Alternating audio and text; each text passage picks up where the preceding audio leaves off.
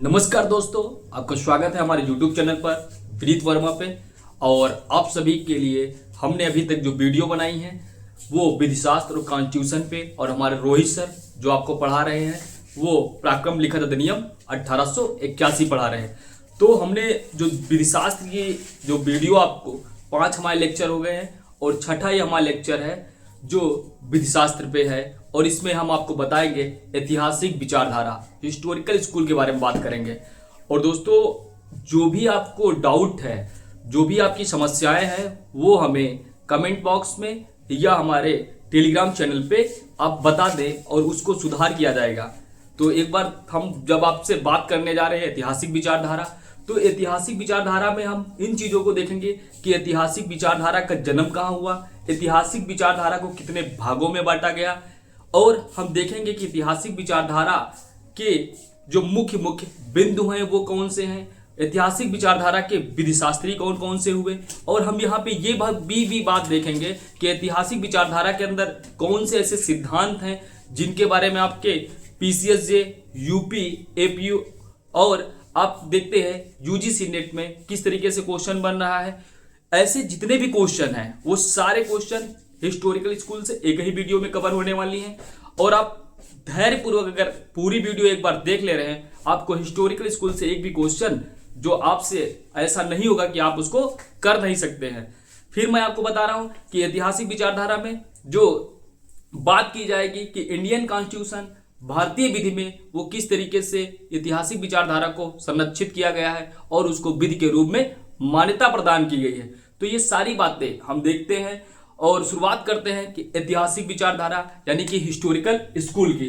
तो historical school, सबसे पहले मैंने आपको बताया था कि ऐतिहासिक विचारधारा जो है उसका जन्म कहाँ पे हुआ। जब मैंने आपको सारी विचारधाराएं बताई थी और उसमें बताया था कि जो प्राकृतिक विचारधारा आपकी है यानी कि नेचुरल स्कूल जो आपका है, नेचुरल स्कूल के प्रतिक्रिया स्वरूप आपकी 2 विचारधाराएं आई, एक विश्लेषणात्मक विचारधारा, दूसरी आपकी ऐतिहासिक विचारधारा। ये दोनों जो समानता है, ये दोनों समानता एक ऐसी है इन दोनों विचारधाराओं में कि ये 2 विचारधाराएं आई, ये प्राकृतिक विचारधारा की प्रतिक्रिया स्वरूप आई। यानी जो प्राकृतिक विचारधारा थी, जो ईश्वर प्रदत्त विधि, ईश्वर विधि को मानते थे, उसी की प्रतिक्रिया में ये 2 विचारधाराएं आई। एक विचारधारा आपकी जो आई जो ऐतिहासिक विचारधारा, दूसरी जो आपकी विचारधारा आई वो आप सभी को पता है कि वो विश्लेषणात्मक विचारधारा आई। ऐतिहासिक विचारधारा को आपको मैंने बताया था कि जो जन्म हुआ था वो जर्मनी में हुआ था, और जो विश्लेषणात्मक विचारधारा था उसका जो जन्म हुआ था वो इंग्लैंड में हुआ था। ऐतिहासिक विचारधारा के जो जनक मैंने आपको बताया था, फाउंडर बताया था, वो आपको मैंने बताया था कि जो ऐतिहासिक विचारधारा है उनके जनक को सेमनी महोदय थे, यानी कि सेवनी महोदय। फिर मैं बताया था कि विश्लेषणात्मक विचारधारा है उसके जो फाउंडर हैं आइंस्टीन महोदय को माना गया है। तो ये मैंने एक बात बताई थी कि ये जो विचारधारा है ये प्राकृतिक विचारधारा की प्रतिक्रिया स्वरूप आई थी, यानी कि उस पर प्रतिक्रिया व्यक्त करने के स्वरूप 2 विचारधाराओं का जन्म हुआ था। तो ये क्वेश्चन भी आपसे पूछा गया है कि ऐतिहासिक और विश्लेषणात्मक विचारधारा ये प्रतिक्रिया स्वरूप किस विचारधारा के आए, तो आपको बताना होगा कि प्राकृतिक विचारधारा की प्रतिक्रिया स्वरूप जो हमारी जो विचारधारा आई वो आई 2 विचारधाराएं। तो ऐतिहासिक विचारधारा को हम इस वीडियो में कवर करेंगे और अगली वीडियो में आपको विश्लेषणात्मक विचारधारा के बारे में बताएंगे विस्तार से। तो देखते हैं कि ऐतिहासिक विचारधारा, इसका जो जन्म हुआ जर्मनी में हुआ और इसके जो जनक हैं या फाउंडर है वो सेवनी महोदय हैं। फिर हम देखते हैं कि ऐतिहासिक विचारधारा को भी जो 2 भागों में बांटा गया है। ऐतिहासिक विचारधारा को 2 भागों में बांटा गया है। पहला भाग देखते हैं शुद्ध ऐतिहासिक विचारधारा, दूसरा विकासवादी ऐतिहासिक विचारधारा। जो शुद्ध ऐतिहासिक विचारधारा का जो जन्म हुआ था, आप यहां पे भी देखेंगे ये क्वेश्चन बना है आपका यूजीसी नेट में कि शुद्ध ऐतिहासिक विचारधारा और विकासवादी ऐतिहासिक विचारधारा, इन दोनों विचारधाराओं का जन्म कहां पे हुआ। तो शुद्ध ऐतिहासिक विचारधारा का जो जन्म आप जर्मनी में हुआ है, लेकिन विकासवादी विचारधारा का जो जन्म इंग्लैंड में हुआ है। और शुद्ध ऐतिहासिक विचारधारा का जो फाउंडर है वो सेवनी महोदय हैं, और इसका जो जन्म हुआ इंग्लैंड में हुआ। और विकासवादी ऐतिहासिक विचारधारा के जो फाउंडर है सर हेनरी मैन है। Sir Henry man. Sir Henry man के बारे में आपको पता होगा कि प्रारंभ रूप में इंडियन एविडेंस एक्ट 1872, जिसका एक्ट नंबर 1 है और 1 सितंबर 1872 को लागू हुआ था, उसके पहले का जो एक्ट था 1868 में, वो सन हेनरी मैन ने उस ड्राफ्ट को बनाया था। और जो वर्तमान जो आपका जो 1872 वाला एक्ट है, उसका जो ड्राफ्ट बनाया था स्टीफेन महोदय। ये भी एक क्वेश्चन आपको तैयार रखना है, ये भी क्वेश्चन आपसे पूछा गया है। फिर आप देखते हैं कि ऐतिहासिक विचारधारा जो आपकी थी, जो इसमें जो सिद्धांत आए, इनमें कौन कौन सी बातें हैं जिनसे क्वेश्चन आपका पूछा जाता है। आपसे क्वेश्चन वहां पे आएगा कि ऐतिहासिक विचारधारा में ये गुण पाए जाते हैं या इन बातों को समाहित करती है कि इतिहास की जो विधि है वो इतिहास की देन है।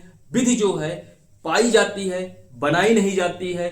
जो विधि है वो इतिहास के पन्नों में जिस तरीके से दर्ज है वो सभी व्यक्तियों के द्वारा पालनीय है और उसके द्वारा सभी व्यक्ति आचरण करते हैं और वो हमारी सभ्यता और रूढ़ि और प्रथा के रूप में जब विकसित हो जाती है तो वो विधि का रूप धारण कर लेती है।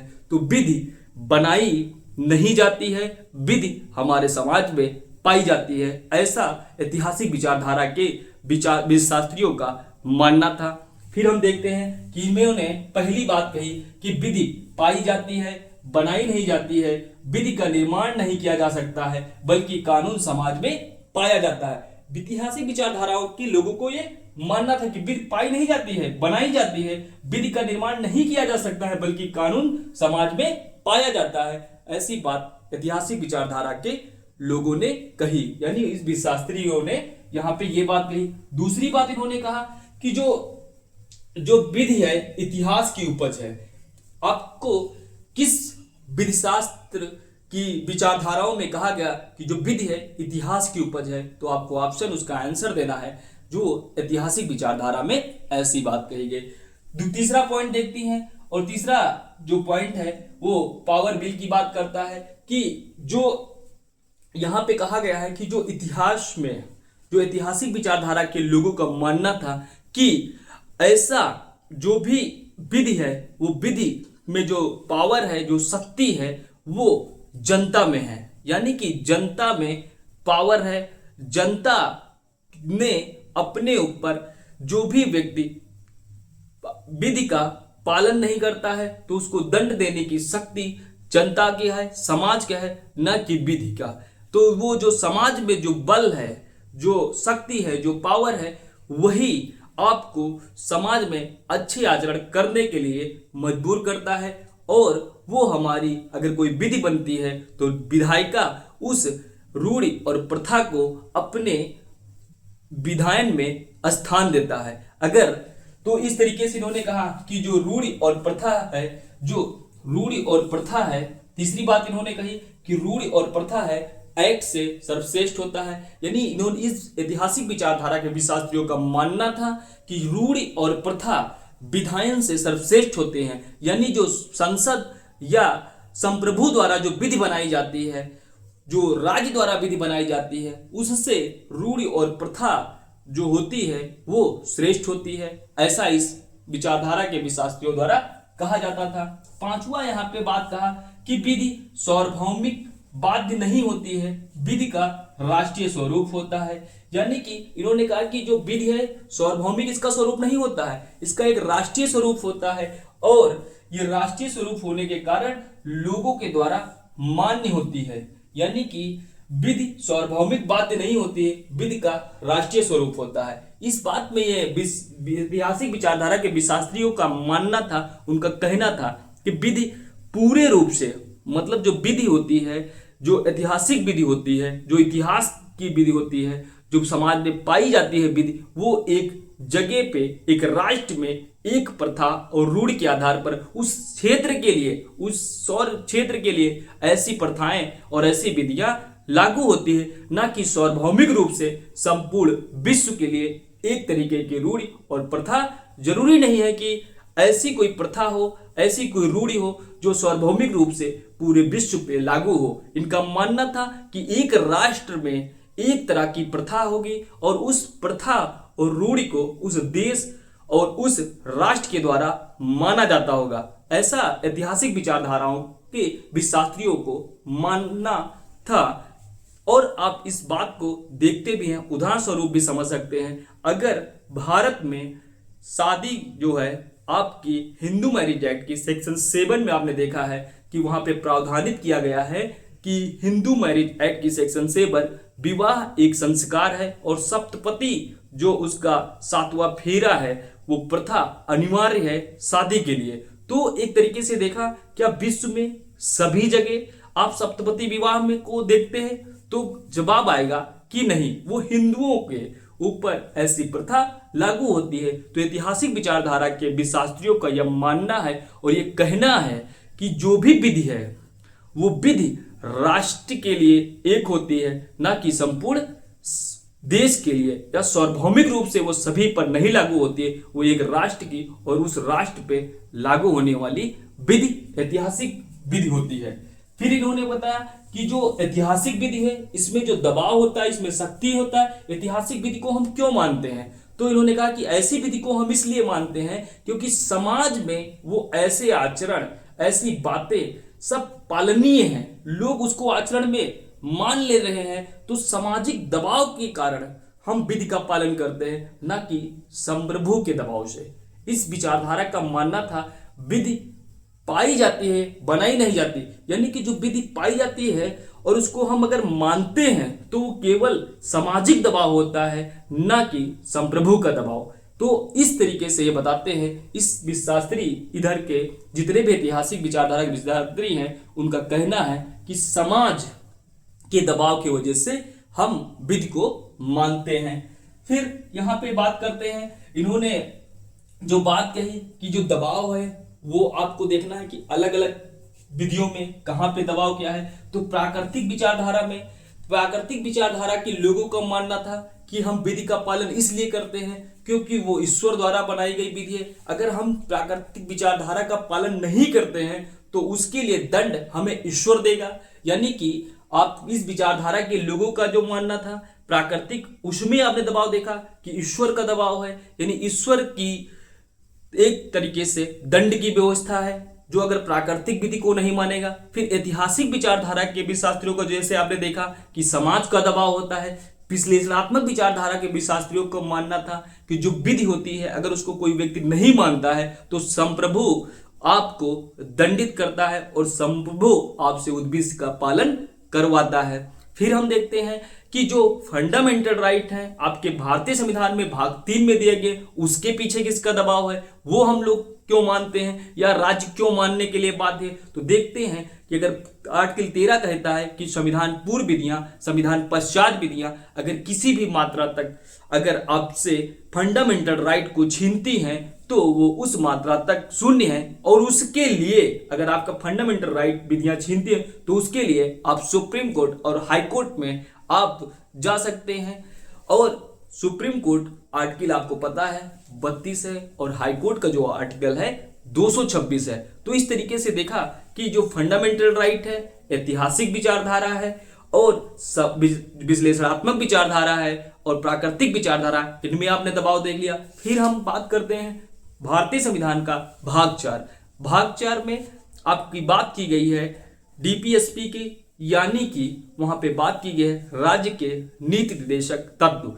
राज्य के निर्देशक तत्व के पीछे अगर आप दबाव देखते हैं उसको लोग क्यों मानते हैं, क्योंकि उसमें जो बात कही गई है कि जो भी बातें कही गई हैं कि राज्य जब ऐसे तरीके से संपन्न होगा तो अपनी पॉलिसी बनाते समय इन बातों का ध्यान रखेगा। अगर उस बातों को अगर व्यक्ति ध्यान नहीं देता है तो जनता, अगर राज्य उन बातों को अपनी विधि व्यवस्था जब बनाएगी, जनता के लिए वैसे कार्य नहीं करेगी, तो जनता के दरबार में जब भी सरकार जाएगी कि हमें वोट दीजिए तो जनता के दबाव के कारण उन बातों को मानता है और राज्य जब भी पॉलिसी बनाता है तो उन सिद्धांतों का पालन करता है। तो आपने देखा कि किस तरीके से जो विधियां हैं उनके पालन के पीछे जो शस्त्र है या दंड है या भय है या दबाव है, वो आपने देखा। प्राकृतिक विचारधारा में ईश्वर का दबाव है, ईश्वर की विधि। फिर आप देखते हैं ऐतिहासिक में समाज का प्रेशर होता है, फंडामेंटल राइट में हाई कोर्ट और सुप्रीम कोर्ट। फिर आपने देखा कि विश्लेषणात्मक विचारधारा में संप्रभु का और डीपीएसपी में आपने देखा कि जो दबाव है, प्रेशर है, भय है, तो वो जनता का है, राज्य को। तो इस तरीके से आपने सभी बातें क्लियर की कि दबाव आपने देख लिया। फिर हम यहाँ पे बात करते हैं, जो बात दो कर रहे हैं, रूढ़ि और प्रथा। रूढ़ि और प्रथा को विधि के रूप में ऐतिहासिक विचारधारा के शास्त्रियों ने उसको विधि माना। तो रूढ़ि और प्रथा को जब हम यहाँ पे देखते हैं तो रूढ़ि और प्रथा, रूढ़ि और प्रथा, रूढ़ि का मतलब है जो स्मरणातीत है, जो आपकी स्मरण शक्ति में भी याद नहीं है कि ये पहली बार ऐसी घटना कब कही गई।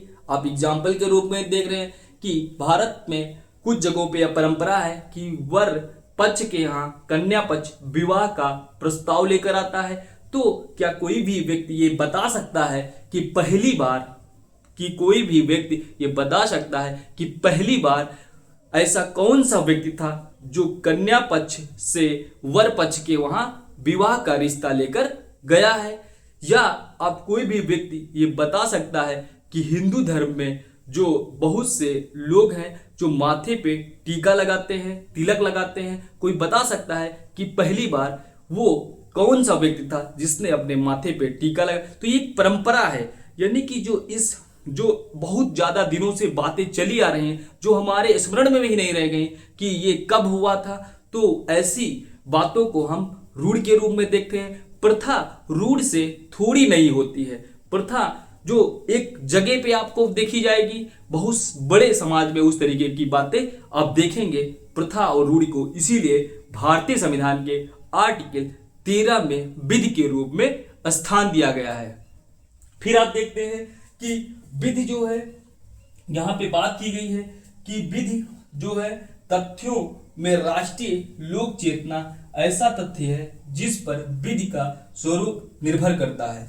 मॉन्टेस्क्यू महोदय आपके एक शास्त्री हुए हैं, इनके बारे में इन्होंने ऐतिहासिक विचारधारा में अपना क्या मत प्रकट किया, इसको देखते हैं। तो मॉन्टेस्क्यू महोदय ने सबसे पहले आपको बताएं सप्रेशन ऑफ पावर यानी शक्ति पृथक्करण का सिद्धांत किस विशास्त्री ने दिया था, किस विशास्त्री ने दिया था? तो आपको ऑप्शन लगाना होगा। मॉन्टेस्क्यू महोदय ने शक्ति पृथक्करण का सिद्धांत दिया था, और ये जो शक्ति पृथक्करण का सिद्धांत है भारतीय संविधान के आर्टिकल 50 में इसकी बात की गई है। यहाँ पे आप देखते हैं कि इनका शक्ति पृथक्करण से क्या तात्पर्य था। तो ये कहते हैं कि हमारे जो शासन के 3 अंग हैं, एक तो आपकी विधायिका, दूसरी आपकी कार्यपालिका, फिर आपकी देखते हैं न्यायपालिका। इन तीनों का काम जो है वो अलग अलग हो। एक व्यक्ति, एक संस्थान जो भी है वो एक काम करे, एक संस्थान एक काम करे और वो दूसरे के कामों को ना करे। अगर विधायिका का काम विधि बनाने का है तो विधायिका केवल और केवल विधि का निर्माण करे, और अगर न्यायपालिका का काम है न्याय व्यवस्था करना, न्याय देने का काम कर रही, तो केवल और केवल वो न्याय का काम करे, बल्कि वो उसमें किसी भी तरीके का इंटरफेयर ना करे। फिर हम देखते हैं कार्यपालिका। कार्यपालिका का काम है व्यवस्थापिका यानी विधायिका के द्वारा जो भी विधि बनाई गई उसको संचालन करने के काम, व्यवस्था देखने का काम, तो वो ऐसे काम को करे, मतलब एक संस्थान दूसरे के कामों में इंटरफेयर न करे। ऐसी बात मॉन्टेस्क्यू महोदय ने अपने शक्ति पृथक्करण के सिद्धांत में कहा, और शक्ति पृथक्करण का जो सिद्धांत है वो मॉन्टेस्क्यू महोदय ने दिया। एक बार क्वेश्चन आपका यूजीसी नेट ने पूछा गया कि बहुत सारे विशास्त्रियों को वहां पे दे दिया था और मैचिंग करने को दे दिया था कि कौन सा विशास्त्री किस देश से संबंध रखता है। तो मॉन्टेस्क्यू महोदय फ्रांस से संबंध रखते हैं और ये फ्रांस के विशास्त्री हैं।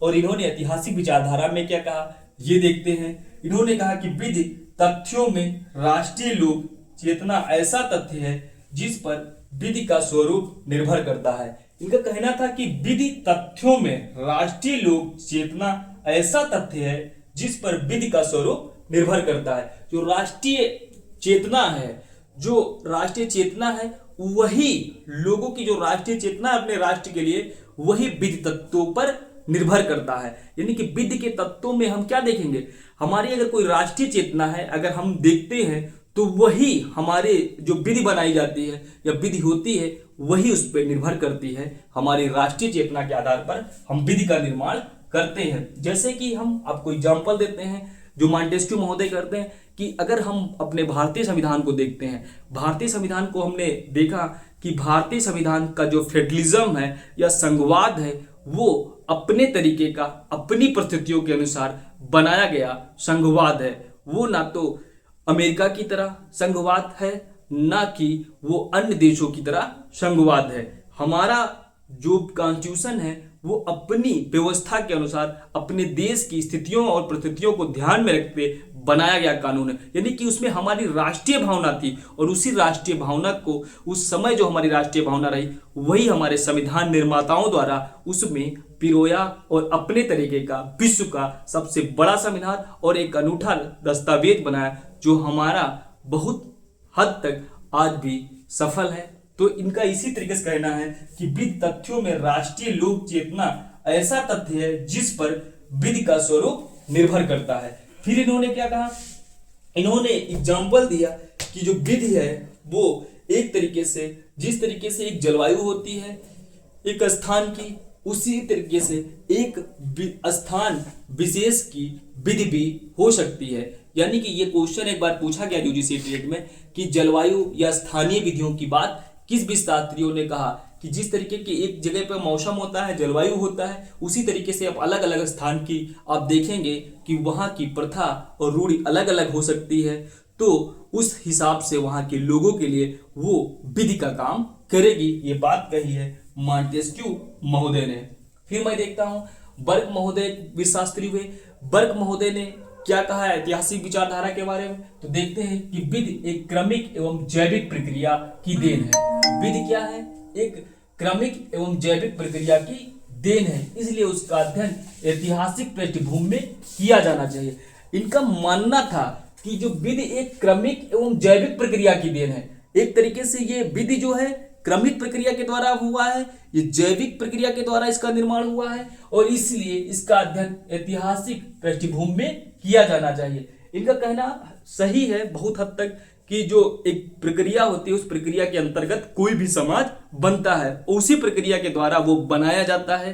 तो इनका मानना था कि जो विधि है वो जैविक प्रक्रिया और एक क्रमिक प्रक्रिया के देन है, तो विधि में उस चीज को रखना चाहिए।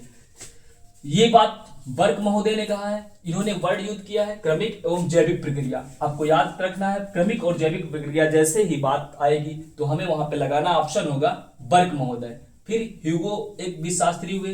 ह्यूगो ने क्या कहा कि विधि समुदाय की भाषा, विधि समुदाय की भी भाषा तथा आचरणों की भांति अपने स्वरूप स्वयं ग्रहण करती है और स्वयं को परिस्थितियों के अनुकूल विकसित होती रहती है। यानी कि इन्होंने बात की कि विधि समुदाय की भी भाषा तथा आचरणों की भांति अपने स्वरूप को स्वयं ग्रहण करती है और स्वयं को परिस्थितियों के अनुकूल बनाकर विकसित होती रहती है। यानी कि जो विधि है वो विकसित होती रहती है, स्वयं अपनी परिस्थितियां बनाती है और उस परिस्थितियों के अनुसार वो समय और स्थान के अनुसार बदलती रहती है और वो परिस्थितियों के अनुसार एक परंपरा बन जाती है और वो विधि का रूप ले लेती है। ऐसी जो बात कही है वो ह्यूगो महोदय ने कही है। इसके हम मेन विशास्त्री को देखते हैं शेवनी महोदय, जो मोस्ट इंपॉर्टेंट है।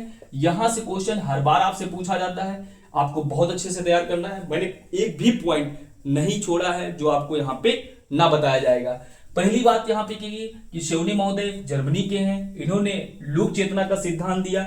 शेवनी महोदय जर्मनी के हैं और इन्होंने लोक चेतना का सिद्धांत दिया। ऐतिहासिक विचारधारा के पिता शेवनी महोदय को कहा जाता है और जो ये लोक चेतना का सिद्धांत था शेवनी महोदय, ये इन्होंने मॉन्टेस्क्यू से प्रेरित होकर दिया।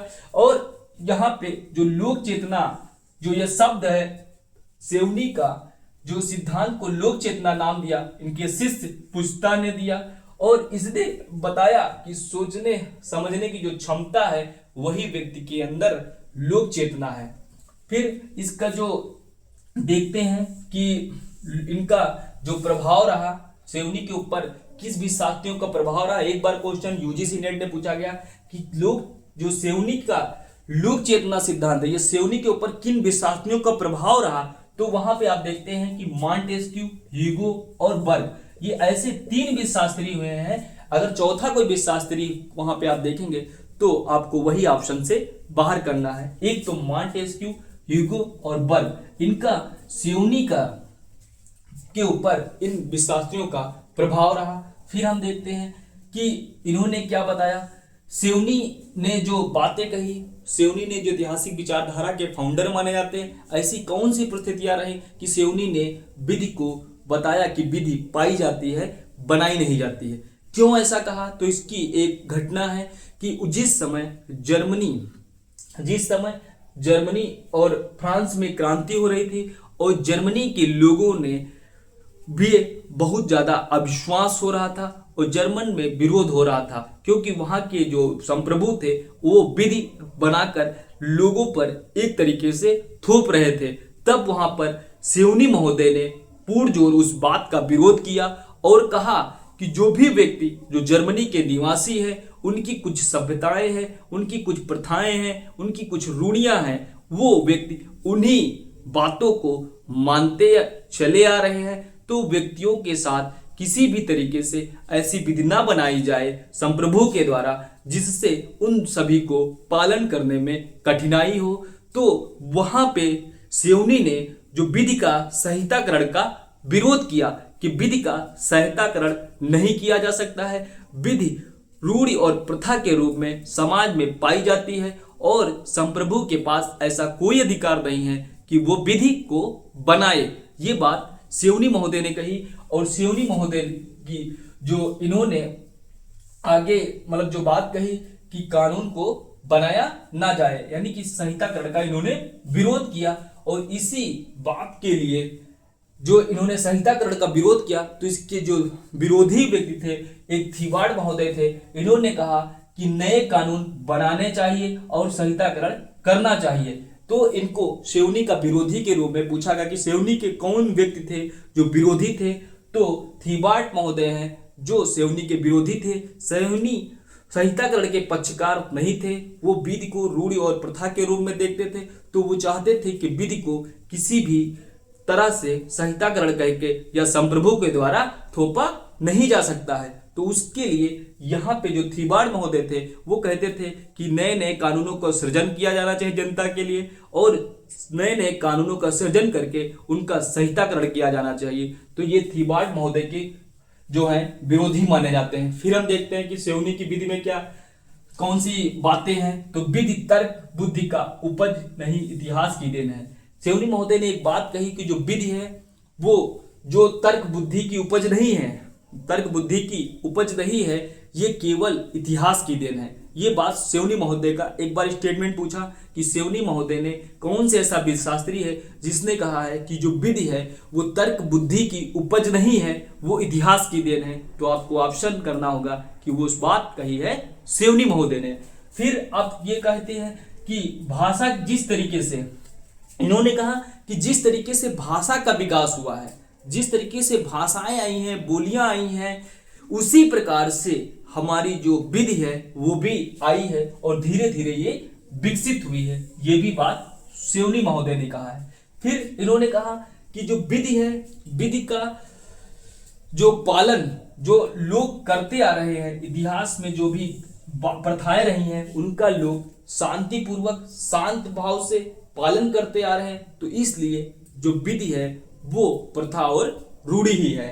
फिर इन्होंने कहा कि राष्ट्रीय आधार एक देश को लागू करके इसे पर नहीं किया जा सकता, यानी कि जो भी राष्ट्रीय आधार एक देश को लागू कर पर नहीं होता है। जो एक देश है वो कहते हैं कि रूढ़ी और प्रथा केवल एक देश की हो सकती है, एक समाज की हो सकती है, तो उन्हीं पे लागू होगी, संपूर्ण विश्व पे नहीं लागू होगा, ऐसी बात इन्होंने कहा। और इन्होंने कहा कि जन्म के आधार पर परिवर्तित हो सकती है। अगर कोई रूढ़ी और प्रथा है, अगर जन्म कोई दूसरा कोई आधार बनाता है और लोगों की मान्यता किसी बात पे हो जाती है, अगर वो बहुत लंबे समय तक चलता है, जो किसी व्यक्ति को याद ही नहीं रहता कि कब ऐसी प्रथा रही हो, तो वो भी हमारी क्या बन जाती है, विधि बन जाती है। तो इन्होंने आगे क्या कहा कि विधि का स्वरूप स्थायी नहीं होता है, बनाई नहीं जाती है, पाई जाती है।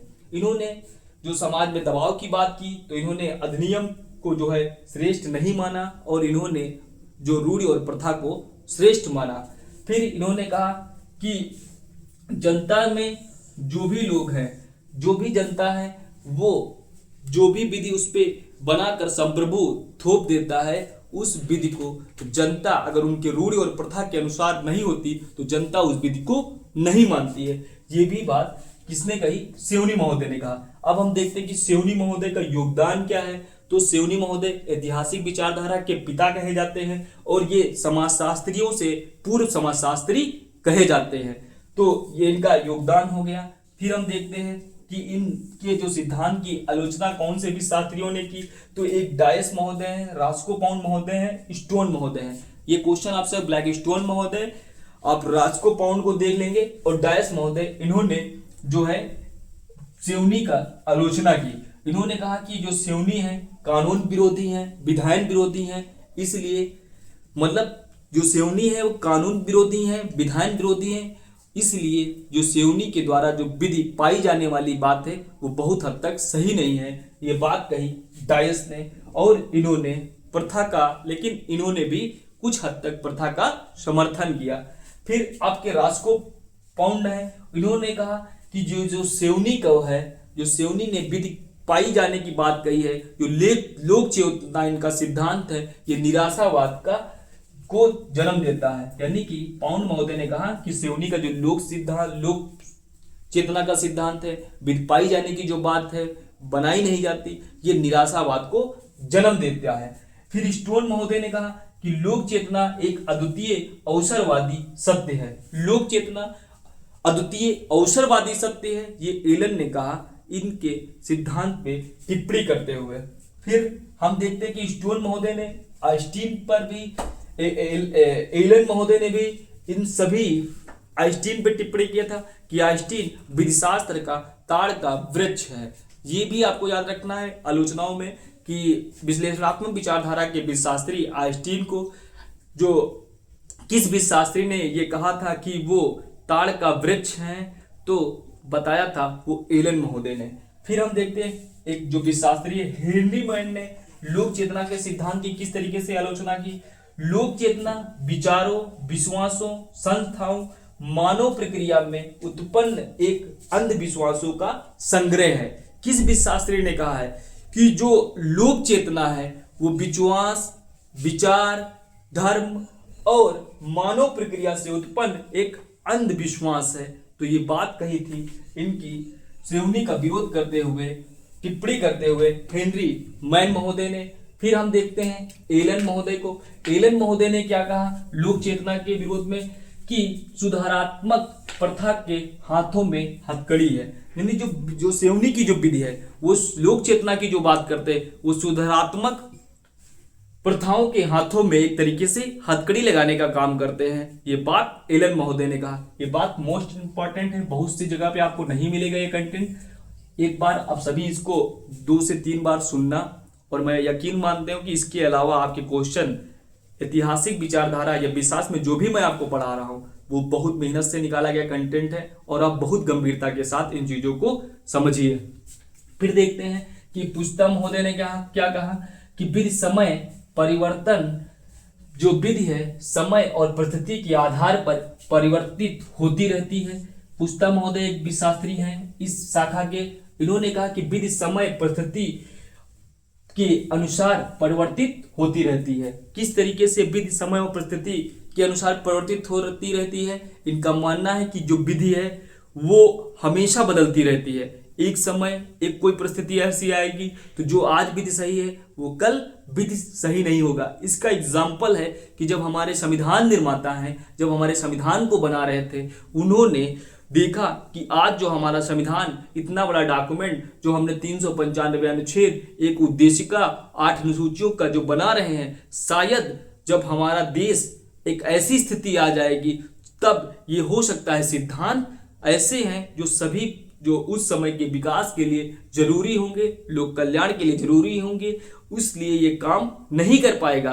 तो हमारे संविधान निर्माताओं ने हमारे संविधान में भाग 20 में संशोधन की बात रखी। संशोधन का आधार क्या है? संशोधन का आधार यही दिया गया है, हमारी संसद को संशोधन करने की शक्ति इसलिए दी गई थी संविधान निर्माताओं द्वारा कि जब आवश्यकता हो हमारे संविधान में कुछ ऐसे प्रावधान, उसमें नयापन लाना हो, उसकी जीवितता को, उसको जीवित विधि के रूप में अगर गति देना है तो हम संशोधन करके उनकी कमियों को दूर कर सकते हैं और संविधान की उपयोगिता बनी रहेगी। तो इसी तरीके से पुस्ता महोदय ने कहा है कि विधि समय परिस्थिति के अनुसार परिवर्तित होती रहती है। जब समय और परिस्थिति के अनुसार जब विधि परिवर्तित होगी तो उसको क्या करेंगे, तो उस तरीके की उसमें प्रावधान रखेंगे। इसीलिए भारतीय संविधान के में या किसी भी देश के संविधान में जो संशोधन की बात की जाती है या संशोधन का जो प्रावधान रखा जाता है, इसी व्यक्ति की विधि समय और परिस्थिति के अनुसार बदलती रहती है। और समय और परिस्थिति के अनुसार अगर उस डॉक्यूमेंट में बदलाव करने का कोई प्रावधान नहीं होगा तो वो किस तरीके से उस समाज को शासित कर सकता है। फिर हम देखते हैं कि इन्होंने पुस्ता महोदय ने जो व्यक्तियों की इच्छा है वो दो तरीके की इन्होंने बात की, एक तो सामान्य इच्छा और व्यक्तिगत इच्छा। ये क्वेश्चन पूछा गया था कि जो पुस्ता महोदय हैं व्यक्तियों की इच्छा को कितने भागों में बांटते हैं, तो दो भागों में बांटते हैं, एक तो सामान्य एक व्यक्तिगत इच्छा। फिर हम देखते हैं अगले जो भी शास्त्री हैं जो आपके विकासवादी ऐतिहासिक विचारधारा के भी शास्त्री है वो सर हेनरी मैन है। सर हेनरी मैन, आपको मैंने बताया था कि इंडियन एविडेंस का प्रथम बार जो डॉक्यूमेंट 1868 में इन्होंने बताया था। और ये जो सर हेनरी मैन है गवर्नर जनरल की परिषद के सदस्य भी रहे। ये भी क्वेश्चन पूछा गया, आपको जीएस में भी पूछा गया और ये जे के एग्जाम में भी पूछा गया है कि सर हेनरी मैन कौन से ऐसे भी शास्त्री हैं ऐतिहासिक विचारधारा के जो गवर्नर परिषद के सदस्य भी रहे, तो वो कौन से भी शास्त्री हैं, वो सर हेनरी मैन जी हैं। फिर हम देखते हैं कि जो सर हेनरी मैन है ये कुछ विधियों का अध्ययन करते हैं और उन विधियों का अध्ययन करके एक ये सामान्य अपनी विचारधारा विकासवादी ऐतिहासिक विचारधारा के रूप में देते हैं। तो इन्होंने समाज को दो भागों में बांटा, एक आदिम समाज या स्थिर समाज, या इन्होंने उसको जो है आदिम समाज और स्थिर समाज के रूप में बात की। फिर दूसरा इन्होंने जो भाग बताया वो विकासवादी या प्रगतिशील समाज को बताया। यानी कि हेनरी मैन ने समाज को दो वर्गों में बांटा, एक आदिम समाज, दूसरा विकासवादी समाज या प्रजातांत्रिक प्रगतिशील समाज। यानी कि इन्होंने समाज के दो भाग बांटे, एक आदिम, दूसरा जो बताया विकासशील, या इन्होंने विकासशील समाज को बताया। फिर यहाँ पे हम देखते हैं कि इन्होंने विधि के विकास के 7 चरण बताए। ये पूछे जाते हैं कि जो ये क्रम है आपसे भी पूछा जाता है यूजीसी नेट में कि विधि के जो विकास के 7 चरण बताए हेनरी मैन, वो कौन कौन से थे। तो पहला इनका जो बताया था इन्होंने देवीय या थेमिस्ट, इन्होंने पहला जो चरण बताया कि पहले देवी विधि आई यानी थेमिस्ट। उस समय ये थेमिस्ट रोम की देवी हुआ करती थी, या देवी विधि को इन्होंने बताया पहला विकास। फिर दूसरा इन्होंने बताया प्रथा के रूप में विधि का जन्म हुआ। फिर इन्होंने देखा कि विधि का जो जन्म है वो संहिता विधि का जो है युगों के रूप में हुआ। फिर इन्होंने बताया कि संहिताकरण हुआ, फिर मिथक, फिर साम्य और विधायन। इस तरीके से इन्होंने विकास के 7 चरण बताया, थेमिस्ट, प्रथा, विधि का ज्ञान युगों में और संहिताकरण, मिथक, साम्य और विधायन। फिर हम देखते हैं कि जो हेनरी मैन ने जो कुछ विधियों का अध्ययन किया, तो ऐसी कौन कौन सी विधियां था। इन्होंने जो तुलनात्मक अध्ययन किया तो उसमें थी हिंदू विधि, रोमन विधि, इंग्लिश विधि, लेकिन इन्होंने मुस्लिम विधि का अध्ययन नहीं किया था। ये क्वेश्चन भी बहुत बार पूछा गया कि हेनरी मैन ने जो विधियों का जो तुलनात्मक अध्ययन किया तो ऐसी कौन सी विधि है जिसका इन्होंने तुलनात्मक अध्ययन नहीं किया था, वो थी आपकी मुस्लिम विधि। मुस्लिम विधि का इन्होंने अध्ययन नहीं किया था। फिर हम देखते हैं कि हेनरी मैन ने सिद्धांत कौन सा दिया, तो इन्होंने सिद्धांत दिया था परिस्थिति से संविदा की ओर, यानी कि स्टेटस टू कॉन्ट्रैक्ट। इनका कहना था कि व्यक्ति जो है सबसे पहले जो व्यक्ति है वो संविदा नहीं करता था, उसकी एक परिस्थिति होती थी। जैसे कि हमारे संविधान में जो मूल अधिकार है उसकी एक परिस्थिति है, यानी कि उसके बाद वो लोगों के द्वारा जो हमारा सुप्रीम कोर्ट है उसमें लागू करवा सकते हैं। फिर हम देखते हैं कि प्रगतिशील समाज का संचालन जो हुआ है आजकल वो संविदा से हुआ है। जो हमारी प्रगतिशील जो समाज है आज क्या स्टेटस चेंज हो गया, और आज का जो स्टेटस है वो है contract to status. Contract to status अगर सिद्धांत पूछा जाता है आपको किस शास्त्री ने दिया, तो ये एलन महोदय ने दिया था। और इनका कॉन्ट्रैक्ट से तात्पर्य था कि विधि समाजों में से देखने को मिलता है। विकसित समाजों में जो कॉन्ट्रैक्ट है वो देखने को मिलता है कि धीरे धीरे लोग हैसियत को जो है भंग होती है और लोग स्वतंत्रता की ओर बढ़ते हैं। लेकिन आज आपने देखा होगा कि समाज में लोग पहले संविदा करते हैं फिर हैसियत की तरफ बढ़ते हैं, लेकिन जो प्राचीन समय में था लोग पहले हैसियत देखते थे फिर आपसे संविदा होती थी। तो स्टेटस टू कॉन्ट्रैक्ट और कॉन्ट्रैक्ट टू स्टेटस, आप दोनों सिद्धांत आपको याद रखना है। एक सिद्धांत एलन महोदय ने दिया था कॉन्ट्रैक्ट टू स्टेटस, और हेनरी मैन महोदय ने जो दिया था सिद्धांत वो आपका दिया था स्टेटस टू कॉन्ट्रैक्ट, यानी परिस्थिति से संविदा की ओर जो सिद्धांत दिया था वो हेनरी मैन ने दिया था, और संविदा से परिस्थिति की ओर जो सिद्धांत दिया था वो एलन महोदय ने दिया था। और एलन महोदय ने कहा था कि अब जो प्रगतिशील समाज है वो अब जो पहले संविदा करता है फिर वो परिस्थिति की ओर बढ़ता है। फिर आपको देखते हैं कि इंडिया भारत में जो आपने ऐतिहासिक विचारधारा पढ़ी, ऐतिहासिक विचारधारा को भारत में किस तरीके से देखते हैं, तो कहते हैं कि व्यक्ति को हैसियत पर निर्भर रहना पड़ता है। भारत में क्या है कि विधि जो वक्त जो प्राचीन समय में जो था कि व्यक्ति को हैसियत पर निर्भर रहना पड़ता था। आपने देखा होगा कि जो महाभारत कालीन में आपने देखा होगा कि द्रौपदी जी को जो है पांडव जुए में हार जाते हैं। तो आपने देखा होगा कि एक व्यक्ति जो महिला थी द्रौपदी, उसकी हैसियत क्या थी, यानी कि हैसियत कौन सी थी, वो पति की हैसियत के अंतर्गत रहती है, यानी कि बाद में वो संविदा करती है। तो आपने देखा कि महाभारत कालीन में, और जब आप देखते हैं कि नचिकेता जो है अपने पुत्र का दान कर देता है, किस पहले हैसियत से, किस एक हैसियत होती थी, उस हैसियत से पिता पुत्र का दान कर देता है, पति की हैसियत होती है और हैसियत के आधार पे वो संविदा कर लेती है, और उस व्यक्ति से कंसेंट पहले नहीं लिया जाता था। तो आपने इस तरीके से देखा कि किस तरीके से परिस्थिति से संविदा की ओर जाता था समाज प्राचीन काल में। फिर हम देखते हैं कि जो ये बातें हुई, ये बातें किस तरीके से चेंज हुई। तो जब हम देखते थे जार कर्म के अपराध में, अब जोसन साइड बाग का केस जानते हैं, इंडियन पेनल की सेक्शन 497, इंडियन पेनल की कोड की सेक्शन 497 जो जार कर्म को अपराध के रूप में बताती है, उसमें जोसेफ साइन का जो केस 2018 में आया, उसमें आपने देखा कि प्रधान न्यायाधीश जस्टिस दीपक मिश्रा ने कहा कि जो स्त्री है वो पुरुष की संपत्ति नहीं होती है, यानी कि अब कोई भी व्यक्ति चाहे तो वो पांडवों की तरह अपनी पत्नी का जो है जुए में संविदा करके हार नहीं सकता है, क्योंकि अब जो समाज है एलन की विचारधारा पे चलता है कॉन्ट्रैक्ट टू स्टेटस, ना कि जो है स्टेटस से कॉन्ट्रैक्ट की तरफ। फिर हम देखते हैं कि जो हमारी ऐतिहासिक विचारधारा है, ऐतिहासिक विचारधारा को भारतीय विधियों में किस धाराओं में क्या बात कही गई उनको देखते हैं। तो हम देखते हैं कि भारत में जो इंडिया में जो आप देखते हैं कि सबसे पहले प्रथा और रूढ़ि को विधि के रूप में स्थान दिया गया। तो आर्टिकल 13 में आप देखते हैं कि प्रथा और रूढ़ि को 13(3)(1) में जो है प्रथा और रूढ़ि के रूप में स्थान दिया गया है। फिर हम देखते हैं कि प्रथा और रूढ़ि को कहाँ पे बात की गई है, तो हम देखते हैं कि भारतीय साक्ष्य अधिनियम की धारा 13 में रूढ़ि और प्रथा को आप देखते हैं, 48 में आप रूढ़ि और प्रथा को देखते हैं, 49 में आपको रूढ़ि और प्रथा के रूप में आप देखेंगे, और धारा 32(4) में इंडियन जो आपका इंडियन एविडेंस एक्ट है उसकी धारा 13, 48, 49, 32(4), 92 के परंतु 5 में आप रूढ़ि और प्रथा की बात को विधि के रूप में देखते हैं। फिर आप देखते हैं कि जो हमारी जो बात की गई है